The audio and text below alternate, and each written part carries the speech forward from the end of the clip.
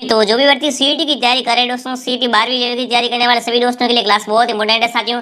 Class को पूरा देखना है। और दोस्तों मैंने हर टॉपिक से प्रश्न लेने की कोशिश की है, तो इसलिए साथियों आपकी जो तैयारी कैसे आपको खुद को मालूम हो जाएगा। इसलिए साथ साथ में कमेंट कीजिए, काउंट कीजिए कितने आपके सही होते हैं। दोस्तों 25 में से अगर आप 20 प्लस सही कर देते हो तो आपकी तैयारी शानदार है। ठीक है, अब दोस्तों आपके एडमिट कार्ड जारी हो चुके हैं, तो काफी बच्चों को डर लग रहा है कि सवाल कैसे आएंगे। तो इस पेपर को देख लो साथियों, ऐसे ही प्रश्न आने वाले हैं। तो चलिए पहला प्रश्न आपके सामने, सिवाना दुर्ग के जिले में स्थित है। बताएंगे साथियों, सिवाना दुर्ग जो कौन से जिले में स्थित है?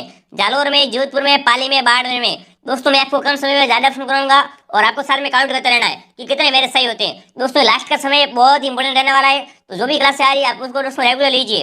अब देखिए सिवाना दुर्ग किस जिले में स्थित है?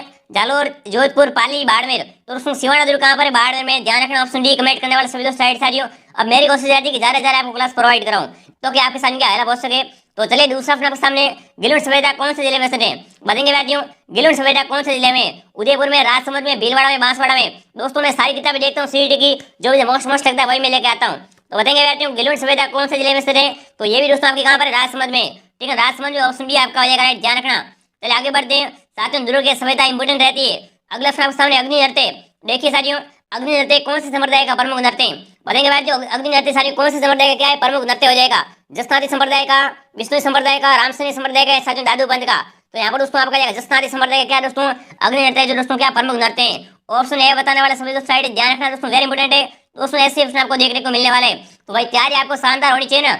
आगे दोस्तों अगर आप सीईटी क्लियर कर ले तो आगे बहुत ज्यादा भर्ती आने वाली 2023 में। ठीक है ना, तो उन्हें आप अप्लाई कर पाओगे। तो देखिए लोक देवता गोगा जी का जन्म स्थान है। बताएंगे बात क्यों, लोक देवता गोगा जी का जन्म स्थान कौन सा रहेगा? गोगा जी का जन्म कहाँ पर हुआ था? खड़नाल नागौर में, कोलमुंड में, तिलवाड़ा बाड़मेर में, या साथियों देदरवा चूरू में? जल्दी से कमेंट कीजिए दोस्तों, लोक देवता गोगा जी का जन्म कहाँ पर हुआ था? साथियों देदरवा चूरू में हुआ था, ध्यान रखना। सांपों का देवता ऑप्शन डी आपका हो जाएगा राइट, ध्यान रखना। अगर चूरू है तो चूरू राइट कीजिए, और देदरवा है तो देदरवा आपको राइट कर देना है। चलिए आगे बढ़ते हैं, 500 अपने सामने, चिले का टीला कौन से दुर्ग को कहा जाता है? बताएंगे भारतीय साथियों, चिले का टीला किस दुर्ग को कहते हैं? जयगढ़ दुर्ग को, जालोर दुर्ग को, आमेर दुर्ग को, या भटनेर दुर्ग को? सभी साथी कमेंट कीजिए दोस्तों, चिले का टीला कौन से दुर्ग को कहा जाता है? तो ये आपका हो जाएगा जयगढ़ दुर्ग। जयगढ़ दुर्ग कहाँ पर है? ये साथ में आपका जयपुर में स्थित है। तो जयगढ़ आपका दोस्तों क्या है? बिल्कुल राइट, ध्यान रखना। ऑप्शन ए कमेंट करने वाले सभी मेरे साथी राइट थे। सातों चिले का टीला किस दुर्ग को कहते हैं? जयगढ़ दुर्ग को। चलिए छठा प्रश्न सामने, मथुरा की राट कब हुई थी? बिल्कुल यहाँ पर काफी बच्चों का गलत होने वाला साथियों, मथुरा की राट साथियों क्या एक युद्ध हुआ था, ये दोस्तों कब हुआ था?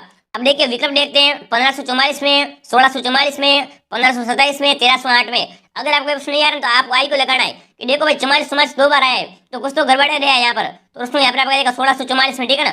1644 में क्या हुई थी? मथुरा की राट युद्ध हुई थी। ऑप्शन बी कमेंट करना सभी दोस्त साइड है। ठीक है दोस्तों, एक युद्ध का नाम है मथुरा की राट, कब हुआ था? 1644 में। चलिए आगे बढ़ते हैं, 7 ऑप्शन के सामने, किस युद्ध में मेवाड़ के महाराणा सांगा ने बाबर की सेना को हराया था? बताएंगे भारतीयों, दोस्तों कौन से युद्ध में महाराणा सांगा ने क्या किया था? बाबर की सेना को पराजित किया था, हराया था। पानीपत के युद्ध में, घाघरा के युद्ध में, खानवा के युद्ध में, बयाना के युद्ध में? बताएंगे भारतीयों। अरे साथियों जल्दी से कमेंट कीजिए, किस युद्ध में साथियों मेवाड़ के महाराणा सांगा ने क्या की थी साथियों? बाबर की सेना को धूल चटा दी थी। तो यहाँ पर दोस्तों आपको जाएगा बयाना का युद्ध, ठीक है ना। ऑप्शन डी कमेंट करने वाले सभी दोस्त साइड डी कमेंट कौन करा, वेरी गुड।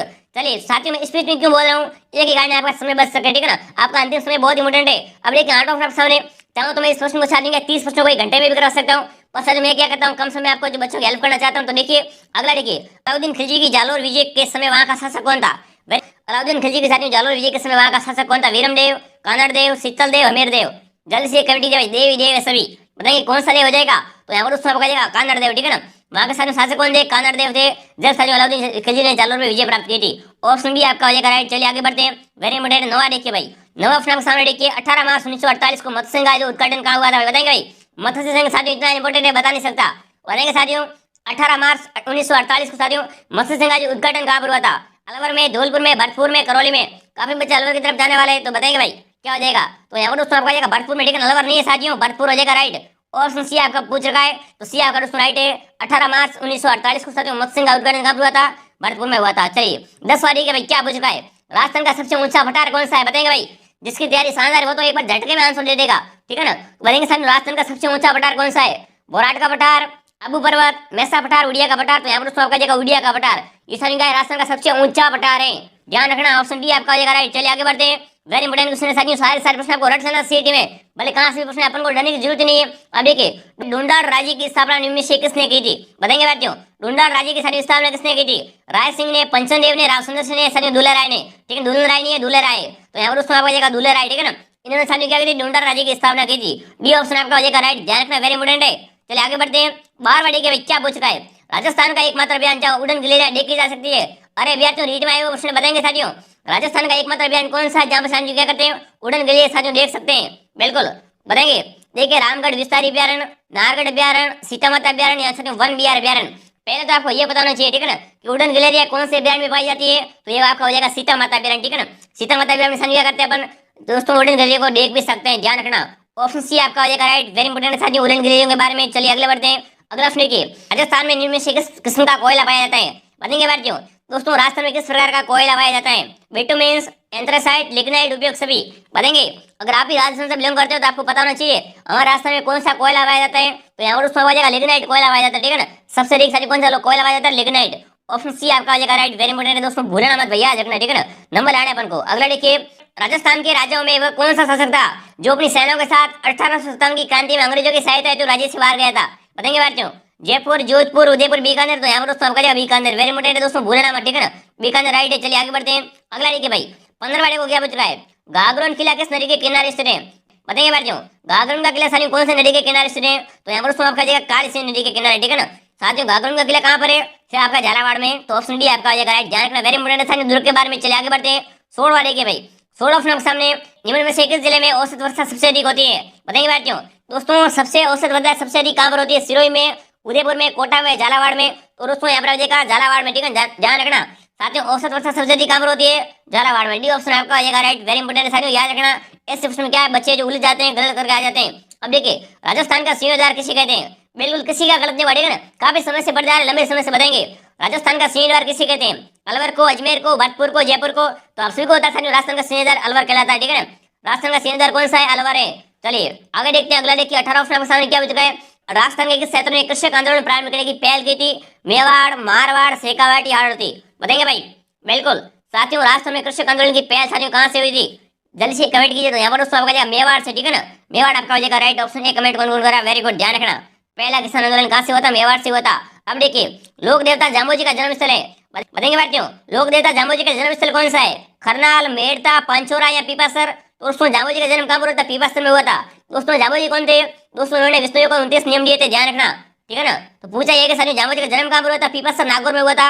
ऑप्शन डी आपका हो जाएगा राइट। दोस्तों प्रश्न को देखते झटके से आंसर दे देना है, अब तो एडमिट कार्ड भी आ चुके हैं, तो दोस्त होना चाहिए अपने में। अब देखिए परीक्षा चीनी इतिहासकार ह्वेंसांग राजस्थान के किस शहर में रुके थे, अरे भाई ह्वेंसांग कहाँ पर आया था, बिल्कुल यात्रियों का राजकुमार भी कहते हैं ह्वेंसांग को, तो बताएंगे साथियों।